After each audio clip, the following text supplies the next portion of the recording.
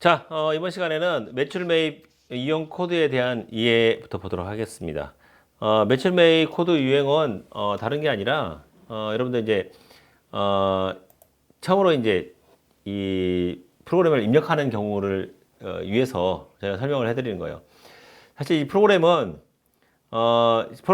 프로그램이 처음 그 개발된 취지 자체가 예전엔 다 손으로 써가지고 신고하고 했다고 해요. 저도 이제 그때는 이제 근무하지 않아서 모르겠지만, 근데 여러분 잘 아시겠지만 분계라는 게 우리 분계를 처할 때 분계 거래를 인식하는 시점에 분계를 하고 그 분계한 것을 원장에다가 옮겨줬고 전기라고 하죠. 이기 옮겨주는 거 이기 뭐 전기하고 그다음에 그걸 또 뭐 다 분계장에 전걸 참 원장에다 옮겨줬고 그걸 또 나중에 재무제표 만들기 위해서 또 그걸 다 또 모아가지고 옮겨줬고 그러니까 이게 옮겨줬고 이게 업무가 너무 반복되는 일이 많더라 이거죠. 그래서 이 엑셀이라는 혹은 그 다른 수단으로도 반복되는 업무를 한 번만 해도 되게 만들어준 수단이 없을까 해서 만들어진 게 사실은 이 회계 프로그램이에요. 사실은 뭐 물론 처음에는 조정을 위해서 이런 그 프로그램사에서 만들어지긴 했지만 애초 기장을 위해서 만들 때는 그런 취지였어요. 그래서 한 번만 일반 전표 입력에다가 분계 한 번만 해놓으면은 여기 재무제표가 만들어지게 할 수는 없을까라고 해서 만든 게 일반 전표 입력이고 그러다 보니까 일반 전표 입력은 이다 입력해서 재무제표가 만들어지는데 메인 매출 전표 부가세 신고하려고 보니까 부가세 신고는 별도로 세금계산서를 입력하고 해야 되더라 이거죠. 그래서 메인 매출 전표 입력을 통해서 부가세 신고를 할 수 있도록 만들어 놓은 게 메인 매출 전표 입력이에요. 이 메인 매출 전표 입력은 부가세 신고에 들어가는 것만 여기다 입력하는 거예요. 부가세 신고에 안 들어가는 것들은 다 일반 전표 입력에 들어가는 거예요. 하지만 아래에 분계를 입력할 수 있게 만들어 놓은 것은 세금계산서나 이런 각종 전표들을 입력하면서 부가세 신고를 위해서 전표를 입력하면서 아래다 분계까지 해주면 한 번 해결할 수 있잖아요, 일을. 안 그러면 나중에 부가세 신고용으로 메인 매출 전표 입력해 놓고 그 다음에 또 분계를 별도로 하고 이러면 같은 자료를 두 번 보고 입력해야 되잖아요. 그래서 한 번에 다 해결하기 위해서 부가세 신고를 위한 메인 매출 전표를 입력하는 과정에서 이 입력하는 유형에 대해서 처음에 이제 입력하면은 뭐 일, 월 이런 것은 알잖아요. 예, 아는데 예를 들어 1월부터 12월이다라고 가정했을 때 미리 입력된 건 많이 있지만 한번 봅시다. 보면은 뭐냐면 일, 월은 이게 입력 방식에서 사실 한 달씩 이렇게 입력할 수도 있어요. 그리고 일자별로 1월 1일 이렇게 일자별로 입력할 수도 있는 거고, 뭐 1월 1일 날도 사실 쉬는 날인데 그런 얘기 있어요. 근데 뭐 그럴 수 있어요. 쉬는 날도 일할 수 있는 게 납기 맞추고 하려면 자 이렇게 일별로 입력할 수도 혹은 일자를 지워버리면 그쵸 일자를 지우면 어떻게 해요? 예, 일자를 지워버리면 이게 월별로 입력할 수도 월별로 입력하는 게 예전에는 프로그램이 월별로 입력하는 프로그램밖에 없어가지고 그때는 일이 많았을 때라서 입력하다가 졸아가지고 다음 달 거 입력을 그 전 달 거에다 입력하는 경우가 많이 있었어요.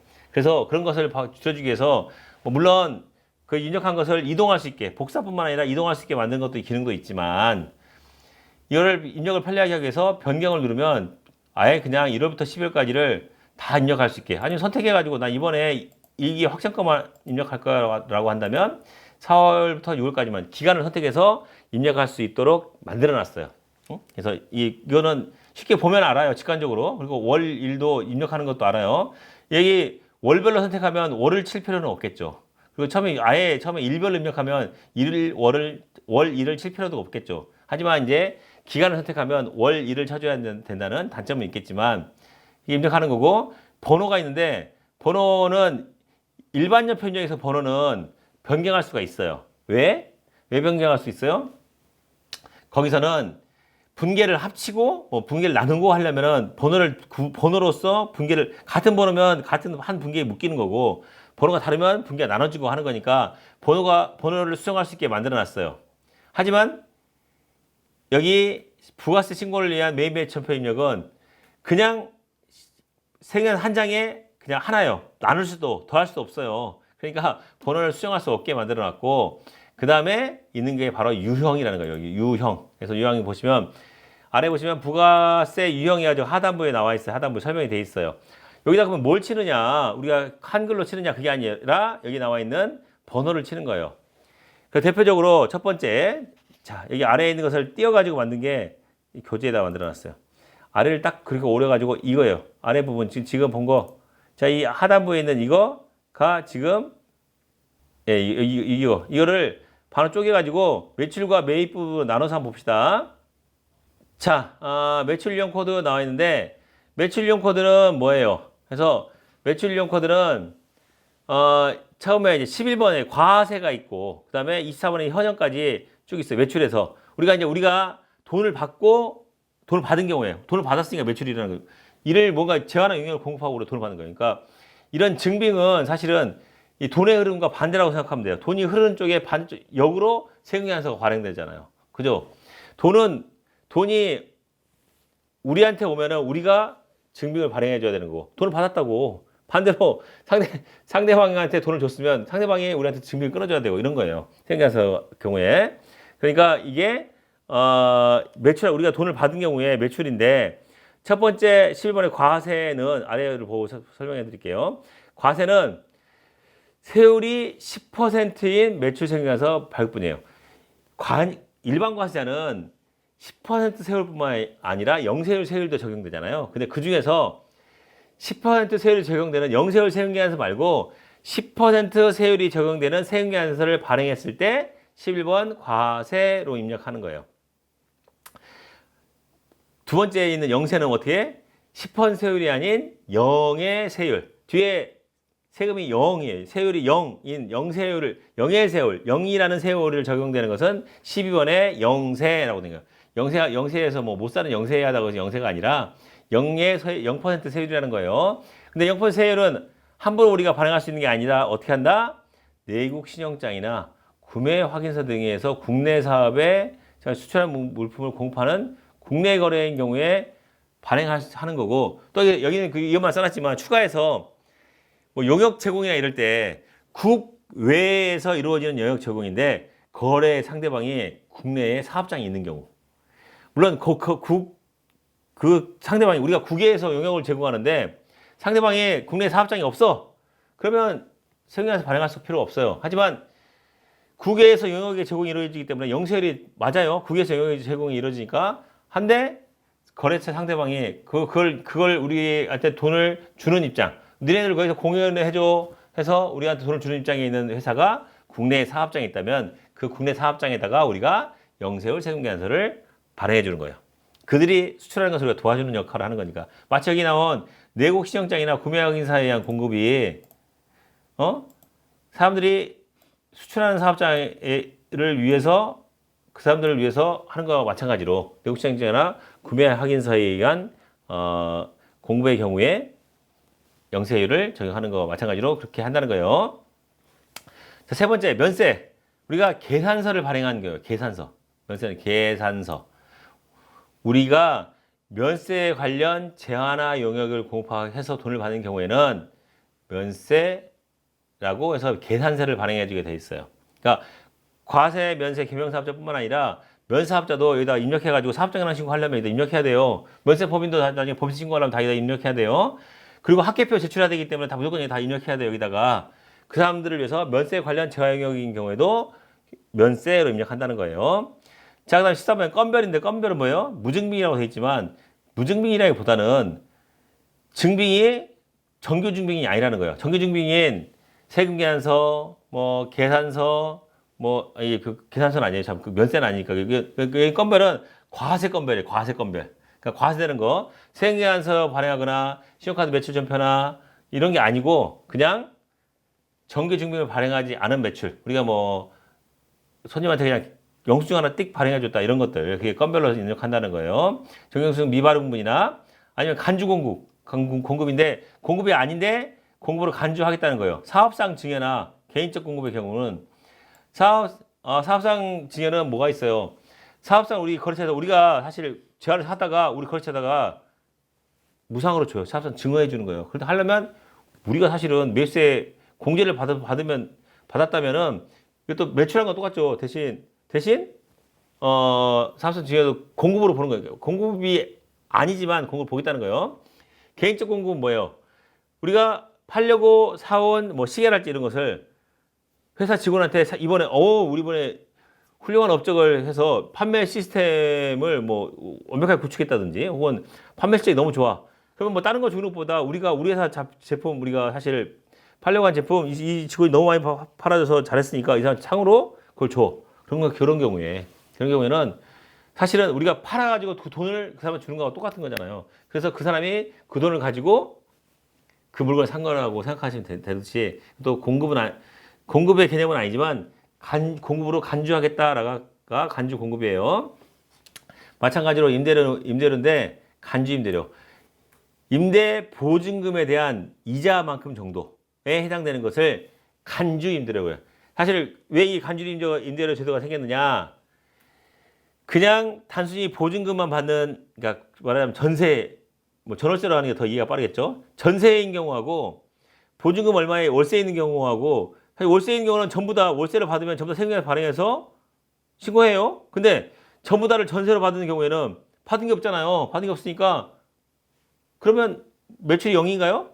그런데 이런 둘 사이의 과세 형평을 고려해서 전세인 경우에도 이 전세인 보증금에 대한 이자 정도는 매출을 봐야 되지 않겠냐. 얘들 대신 이제 다른 매달 그 금액을 받는 건 대신에, 그래서 그 보증금에 대한 이자 정도는 사실은 임대료가 아닌데 임대료로 보겠다 해서 간주 임대료. 색깔 좀 달리해서 볼게요. 예. 임대료가 아니지만 임대료 간주하겠다. 뒤에 이제 임대 공과금 명서에 내용이 자세하게 나옵니다. 자, 15번에 간인데, 간이는 이제 간이가사 매출의 경우에 공과액과 부가세가 포함된 공급 대가가 간이의 매출이 되겠습니다.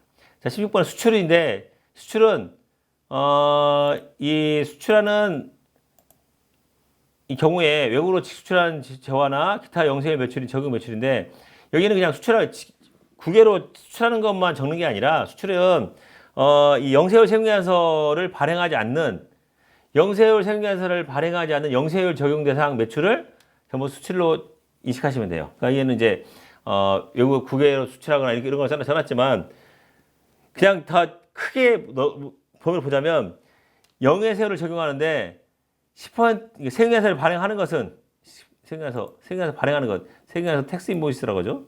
얘들은 세금에서 텍스 인보이스를 발행하는 영세율은 12번에 영세에다가 적는 거고, 그렇지 않고 텍스 인보이스를 세금계산서를 발행하지 의무가 면제되는 세금계산서 발행하지 않는 것들은 나머지 적용되지 않는 영세율 적용 대상자는 수출에다가 입력하는 거고, 그렇게 구분하시면 훨씬 빠르게 생각될 겁니다. 자, 그래서 수출에다가 입력하는데 수출이 이루어진 경우에, 그러니까 우리가 영세율인데 세금에서 발행하지 않는 경우에 16번 입력하고, 얘는 이걸로 끝나는 게 아니라 입력한 다음에 거기서 수출을 어떤 사유로 영세율이 적용되는지 근거를 적어놔야 돼요. 그래야지 영세율 매출 명세서가 작성이 돼요. 그러니까 나중에 뒤에서 이제 부속 명세서 작성까지 연결돼서 한번 생각을 해보시면 되겠습니다. 자, 그 다음에 17, 18, 19번에 있는 카면 카영은 말 그대로 카드를 발행한 거, 우리가 돈을 받고 카드를 발행했는데 우리가 공급하는 재화가 어떤 거냐예요. 카과는 과세 대상을 공급하면서 카드를 결제받은 경우고, 카면은 면세 대상을 공급하면서 카드를 결제받은 경우고, 카영은 영세율 대상 공급을 카드로 결제받은 경우고, 이거는 우리가 어떤 것을 공급하느냐에 따라서 카과 카면 카영으로 나눠져요. 자, 그 다음에 20번의 면건인데 위에 이 건별을 썼죠. 건별. 이 건별하고 이 면건의 차이는, 이 건별은 과세 건별이에요. 정확하게 따지면 건별인데 앞에 생략되어 있지만 과세 건별이에요. 여기는 면세 건별이니까 면건인 거고, 그래서 그 차이가 있습니다. 자, 17번에 전자화폐라고 되어 있는데 뭐 전자적 수전에서 한 매출의 경우에 전자로 구분해서 해요. 그 다음에 22, 23, 24번에 있는 현과 현면, 현형은 마찬가지로 똑같이 현금을 받고 현금 영수증을 끊어졌는데 그 대상이 과세 물품이면 현과를, 면세면은 면세 제한 영역이면 현면을, 영세율이 적용되는 영세율 적용되는 제한하면 영역이면 현영을 이렇게 영세율을 적용되는 이렇게 구분되어야 된다는 거 보시면 되겠습니다. 더불어서 자, 매입의 경우에 매입 이용 코드 한번 볼게요. 매입은 매출은 1부터 10, 24였지만 매입은 51번부터예요. 왜냐면 중간에 헷갈리지 말라고. 이걸 딱딱 붙여놓으면 예를 들어서 뭐 1번부터 뭐 24번까지 끝나고 그다음에 뭐 25번부터 뭐 매입 이렇게 해놓으면 중간에 혹시 중간에 새로 생기는 것도 있을 것뿐만 아니라 그러면 코드가 다 틀어지니까 뿐만 아니라 헷갈릴 수 있으니까 아예 딱 잘라가지고 50번부터 이후로 해놓은 거예요. 51번은 그래서 51번은 과세예요. 과세. 매입인데 세금에서 매입인데 10% 세금이 붙는 10% 부가세가 붙는 매입 세금이 51번 과세입니다. 이번에 영세는 매입의 매입 이 색깔이 보시겠지만 색깔 영롱하게 매출은 빨간색으로 매입은 이 파란색으로 표시가 돼요.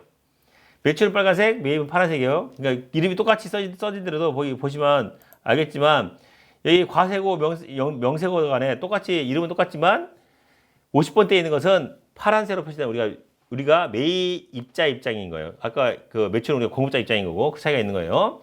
그래서 영세율 세금계산서를 수취한 경우 우리가 내역시정장이나 구매확인서에 의해서 공급해달라고 요청해서 우리가 물건을 공급받았는데 그 경우에는 영세율 세금계산서 받겠죠. 영세율 세금계산서 받은 것 52번에 그다음 우리가 계산서 받은 것 과세 물품이 아니라 과세 물품이 아닌 면세 물품이나 면세 제한경을 공급받고 난 다음에 우리가 돈을 줬더니 계산서 끊어준 거 이것이 53번 면세 되겠습니다. 그리고 특이하게 이제 매출과 달리 매입에 있는 것은 불공이라는 게 있어요. 불공은 어디 절에 가서 이게 드리는 불공이 아니라 매입세액 불공제의 약자예요. 매입세액 불공제 약자 불공 되겠습니다. 그래서 과세 매입 세금계산 수치분이나 매입세액이 공개되는 세금계산서예요. 그러니까 세금계산서나 이 세금계산서 매입을 했는데 세금계산서 매입을 했는데 매입세 공제가 되지 않아요. 이것을 이제 입력 단계부터 구분을 해준다는 거예요. 자, 그다음 55번에 수입인데 수입은 세관장이 수입세금계산서를 발행하는 경우에 세관장이 수입세금계산서를 왜 발행해요? 근본적인 이유는 소비지급 과세 원칙을 구현하기 위한 수단이에요. 왜? 소비지급 과세 원칙을 구현하기 위해서 우리가 매출 쪽에서는 알죠. 왜? 영세율을 적용해 주잖아요. 영세율을 적용해 주면서 세금을 수출하는 지역에서 세금을 0을 적용해 주니까 당장은 매출세액이 0이고 더군다나 더해서 중간 단계에서 부담한 매입세 공제까지 되잖아요. 그러면 완벽하게 우리가 밖으로 나가는 재화에 대해서는 세금 부가세 효과가 완전히 제로가 된 상태로 수출이 되는 거고 반대로 이제 수입을 해오면 상대방 나라도 소비지급 과세 원칙에 따라서 수출하는 재화에 대해서 매입세액을 없애고 보냈어요. 아니, 부가세를 없애고 보냈어요. 그럼 우리나라에서 소비가 되잖아요. 소비가 되려면 어떻게 해? 소비가 되는 나라에서 부과해야 될 거 아니에요. 그럼 누가 부과해? 무엇이 됐든 간에 우리가 사람이 왔다 갔다 할 때는 공항을 통해서 왔다 갔다 하지만 이 재화가 수입될 때는 반드시 세관을 통과해야 돼요. 그게 이게 배편이건 비행편이 상관없이 세관을 통과해서 우리가 물건을 가져와야 되는 거예요. 우리가 사용하든 아니면 판매하든 상관없이 그러려면은 소비지급 과세 원칙이 되려면 소비하는 나라에서 과세가 돼야 되니까 어떻게? 수입을 담당하는 세관장이 이 수입 세금 계산서에 대해서 수입 세금 계산서를 부가세를 걷는 거예요. 부가세를 붙이면서 세금계산서를 발행해줘요. 자, 너 수입 물품에 대해서 관세도 내지만 거기 부가세도 내 해가지고 받아가지고 하면서 수입 세금 계산서를 발행하게 되어 있습니다. 뒤에 가서 이 수입 세금 계산서를 발행할 때는 어떻게 분계를 할 것인가? 그럼 거기에 있는 수입세금계산서에 있는 과세 표준이 맞는 금액인가? 수입세금계산서에 있는 과세 표준은 과세가액에다가 각종 세금들 더해가지고 그냥 임의로 세관장이 정한 금액이에요. 그게 정확하게 우리가 수입해오면서 들어가는 돈이 아니란 말이에요. 수입하기 위해서 상대방한테 물건 하나당 10달러에 사기로 했는데 그 10달러가 아니라는 거예요. 세관장이 수입 편의상 자기가 관세 가세가액이 있을 거 아니에요. 관세 가세가액에다가 거기다가 이게 수리다 그러면 수리면 해당되는 주세를 그런 것들을 더해가지고 거기다가 부가세를 매긴다는 거예요. 그죠? 그게 수입 세금계산서 되겠습니다. 56번에 금전이 있는데 금전은 사용하지 않아요. 예전에 잠깐 있다가 없어졌고, 그 다음에 카과 카하면 카영은 우리가 카드를 통해서 매입을 해오는데, 우리가 매입해오는 품목이 과세물품이냐 면세물품이냐 영세율 대상이냐에 따라서 카드를 계산해서 가져올 때 카과 카하면 카영이 되는 거예요. 마찬가지로 뭐가 있어요? 마찬가지로 여기 면건 역시 현과 현면 역시 마찬가지로 현금 영수증을 끊는데 과세 품목이면 현과로, 면세품이면 현면이에요. 근데 현영은 없죠. 현금 영수증을 카드로 하는 경우는 없어서 현영은 없어요. 대신 면건, 이제 건별로 했을 때 우리가 물건을 사왔는데 물건을 사면서 현금 준 경우예요. 그리고 증여를 받지 못했어. 근데 사실 이 면건은 설명을 왜 늦게 해줬냐? 면건을 이 일반 전표에 입력하지 이 굳이 부가세 신고해야 되는 매입 전표에 입력하는 경우가 없어요. 솔직히 말해서. 왜? 매입 전표는 다분히 부가세 신고를 위해서만 입력한다 그랬잖아요. 근데 건별로 우리가 아무런 증빙을 받지 않고 돈 준 것을 부가세 신고를 합니까? 아니, 안 하잖아요. 이것은 이제 일반 전표에 입력해야 되는 항목이에요. 그래서 사실은 실무에서 입력하다 보면 60번의 면건은 입력하는 경우를 저는 여태까지 한 번도 입력한 적이 없어요.